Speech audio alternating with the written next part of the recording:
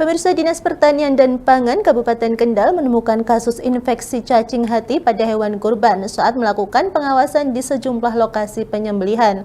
Masyarakat dihimbau untuk tidak mengkonsumsi bagian hati yang terinfeksi dan segera memusnahkannya dengan cara dikubur.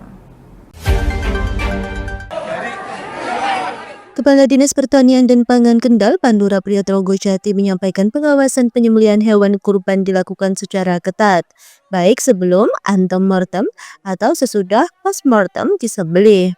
Pemeriksaan juga mencakup teknik berbahan sapi agar sesuai standar kesejahteraan hewan dan syariat Islam. Dari hasil pengawasan ditemukan beberapa kasus hati sapi yang terinfeksi cacing, seperti di Masjid LDII Kaliwungu, Musola Bungangin, dan Kebon Dalam. Hati sapi dalam kondisi parah dan tidak layak konsumsi sehingga harus dikubur.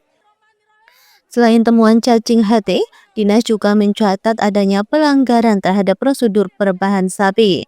Di beberapa lokasi tidak dilakukan sesuai SOP sehingga terkesan menyakiti hewan. Padahal menurut ketentuan, sapi yang sudah diikat dan direbahkan harus segera disembelih dalam waktu tidak lebih dari 15 menit untuk mencegah stres pada hewan. Dilakukan evaluasi, nanti kedepannya juga akan kita ikutkan dalam pelatihan-pelatihan Juleha yang rutin kita lakukan setiap tahun, karena memang dari keserawannya, dari ya secara SOP-nya belum memenuhi 100% lah, baik secara syariat maupun secara, malah paling banyak itu besok.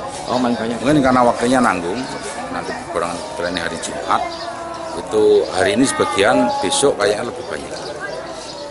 Mungkin ada himbauan pada masyarakat terkait dengan penyembelihan ataupun cara merawat dagingnya itu. Iya, jadi mestinya untuk daging itu kan untuk penanganan ya, itu tidak di tempat lapang seperti ini, harusnya di bawahnya dikasih alas semacam terpal seperti itu, tidak di lokasi lapangan karena terbuka seperti ini, karena rawan terkontaminasi dengan bakteri-bakteri atau sumber-sumber kotoran yang lain yang pada akhirnya kualitas dagingnya nanti kurang memenuhi unsur asuh ya, aman, sehat, utuh, dan halal.